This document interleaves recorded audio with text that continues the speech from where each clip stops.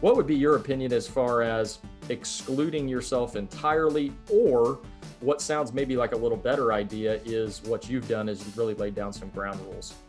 I think it's both. I think it's both. I'm glad you brought that up too, because you don't need to be in everything. I'm going to go back to mentorship and give an example too on this one. One time I came to Jack and I'm talking about a group and something they were presenting to me. And I just said, "Oh, Jack, I don't think it's their best work." And the number one thing that he taught me that I'm still not as good as him at is just listening. Just listening. And he'll ask questions. Many times he doesn't even give an opinion. He'll just keep asking questions and I'll land on my own answer. I'm getting better, but he's a master. So I'm talking about this group and I go, I don't know, this is their best effort, but tell me more. And he's always listening for, is it the term he'll use is it a salvation issue? Is anybody going to perish? And it wasn't. It really wasn't. It was just me being particular, me being rigid. And let's just say, for example, there are 3 people in the group. And what he said, I'll never forget. He said, "Julian, so what you're telling me is if you had this project, you would deliver at 10. You have the ability, you have the understanding, the competency, and the skills to deliver at 10. And what you're saying that these 3 individuals are giving you 3 sevens." And I said, "Exactly." He said, "Well, Julian, I just want you to know that their 3 sevens, that's bigger than your 10.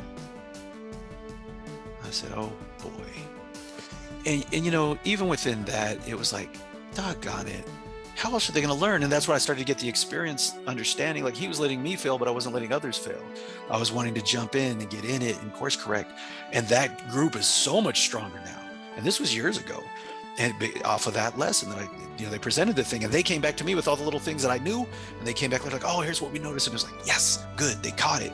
But when you're so close to something, you can't. That's the beauty of perspective too. Earlier when I said, I'll never fault a leader or owner, and I'll never fault an employee. Sometimes employees will come to you and this dude, crazy stuff. Like, "Hey, we should change our commission to 50% of everything and not take out any materials." And you're just like, where is your head? Like you're questioning if they even value the business. It's just like, they're greedy. You start to make up all these stories about them.